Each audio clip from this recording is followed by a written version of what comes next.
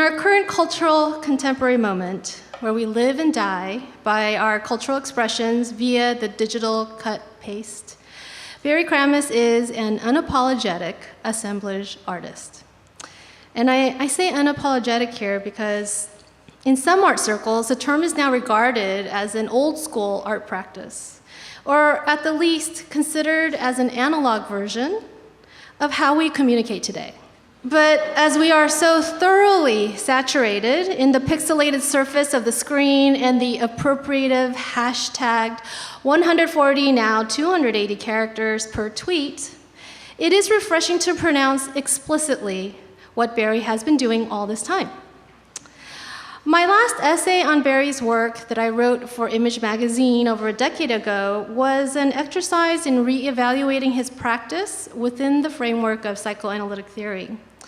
Now, while his work does have an affinity to Freud's uncanny and the effect of the double or the doppelganger, which you can read in Image magazine, on their website, Barry's assemblage objects right now have a renewed presence as an analog practice that serves as a counter-aesthetic to the seamless, slick-surfaced RGB screen interface that we are obsessively and constantly immersed in. The dynamics of meaning created by the assemblage gesture parallels the way in which we digitally express ourselves. The GIFs, memes, and viralness of our visual objects are conceptually similar to the assemblage artist practice of gathering and remixing things from their intended purpose. However, as we live in a world where the visual norm is the digital aesthetic, Barry's collection of physical objects have shifted in my contemporary sensibility. The rarity of tactile experiences that do not reference the digital counterpart and the realness of obsolescence as an actual finite condition, as opposed to designed, has become an opportunity in style and expression since it is not a given any longer. What I mean to say here is that there was once a time when the thing that was banal was the tactile experience, and the passing of an object's functional value. Those were things that we didn't question. It just happened. We weren't even aware of it in many ways. Let's see, where was I? Oh, okay, wait, where am I? Okay. But as we currently live in a moment where all things of the past are now mined for its potential as fashion, the actual sincere experience of the feeling of tactility or obsolescence is difficult to come by. When viewed in this circumstance, Barry Krammes' work has cycled back to being a new kind of experience because there's a feeling within the materials that hints of an actual obsolescence or finality in its circulation of meaning. While we now generate appropriative acts of communication that is infinitely distributed digitally, Krammes' work stays meaningfully slow and deliberately out of the circuit. It is a beautifully anachronistic gesture that was perhaps unintended, but nevertheless has become integral to the work that will only build in significance in years to come. Much of this beauty lies in the way Krammes collects materials for his work. The German theorist Walter Benjamin, when discussing his love of collecting books, has said of the collector as having a relationship to objects which does not emphasize their functional utilitarian value, that is, their usefulness, but studies and loves them as the scene, the stage of their fate. For a true collector, the whole background of the item adds up to a magic encyclopedia whose quintessence is the fate of his object. For Krammes, as an artist, the manipulation of his medium comes from the art of placement, arranging, and grouping his forms, similar to Benjamin's description of book collecting. For Barry Krammes, it is the scene and stage that simultaneously displaces and redefines the object's quintessential fate. There is a particular kind of slowness in looking at the artwork that reflects the meticulous and time-consuming manner in which the artist collects his medium. As the accumulation and placement of the objects coalesce into subtexts and loose narratives, our eyes have to slow down from its usual pace of observation, the speed of the digital scan, our web surfing speed, to a fixed gaze. While I would propose that all visual art meaningfully slows down our manner of looking, there is something particularly entrancing about the assemblage object. Within the practice of assemblage, reference to an object's origins, its use value, lingers. The materials are often placed as they are or are only modified slightly. The transmission of meaning between the material's past as commodity and present state as art object creates a frisson in meaning that is gradually arrived at.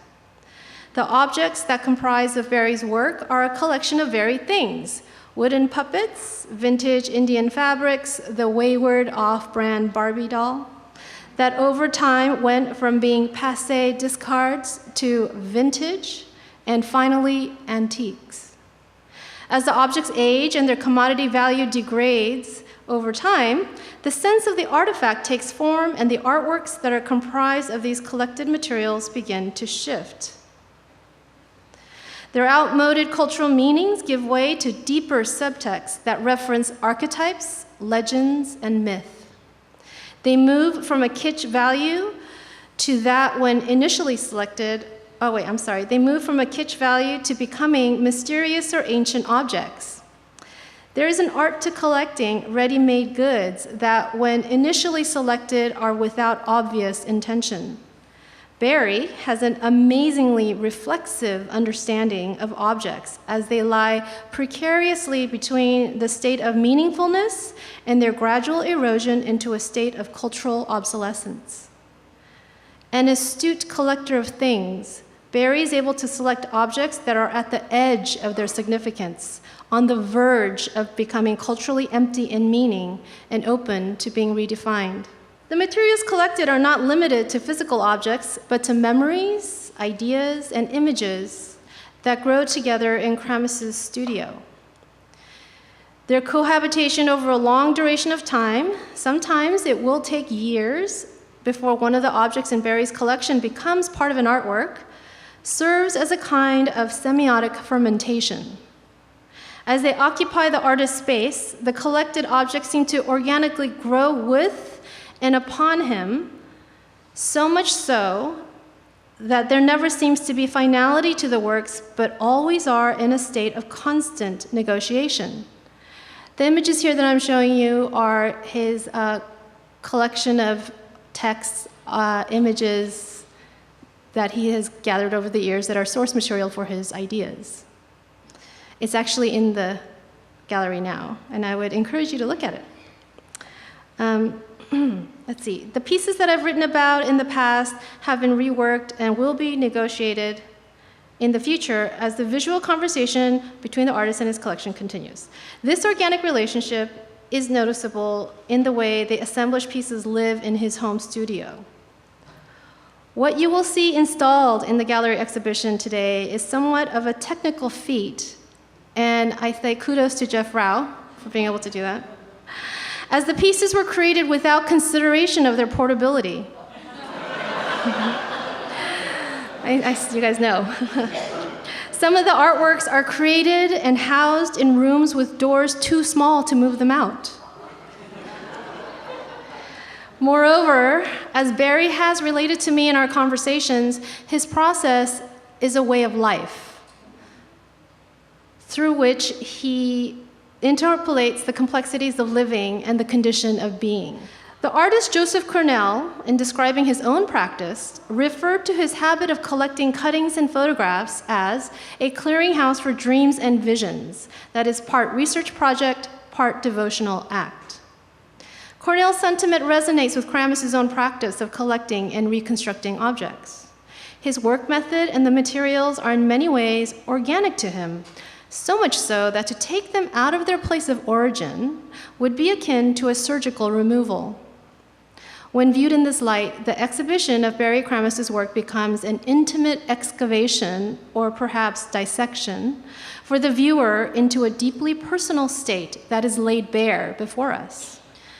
The practice of collecting, living with, and negotiating physical objects as a means of remixing their meaning is something that is seemingly anachronistic in our time, as I've said. The taxing care and labor that is involved in housing large and unwieldy materials, the accumulation of dust and grime that creates a beautiful patina of age in the works on display in this exhibition, can only be arrived at by the sheer physical presence and condition of the objects. The way in which we consider physical materials has shifted in our cultural consciousness. In the 10+ years since I've critiqued Barry's work, the object's presence and materiality have taken on more significance, as we have come to preface our physical world with our digital one. This dissonance between objects and their material significance has always been an integral part of the artist's work, as the gap between the two generates a sense of longing or loss. For Barry, the idea of longing is best encapsulated in an essay that he directed to me in preparation for this presentation. It describes longing as savoring different possibilities, about swaying back and forth in reflection, yet never quite arriving. In many ways, this condition of longing is the ever-present struggle for an artist to make meaning. For an artist like Barry, it is the theme that runs through his practice and work, the intense focus and investment in objects at the twilight of their cultural currency, his loving embrace of obsolescence, and even in his unwavering dedication to the art of assemblage in the digital age. All of this maintains and cultivates longing. For in longing, the condition of objects and their meaning remain unfixed and full of possibility. It is a means of heading toward a horizon and relishing the journey getting there, rather than anticipating its conclusion. Biola University prepares Christians to think biblically about everything, from science to business to education and the arts. Learn more at biola.edu.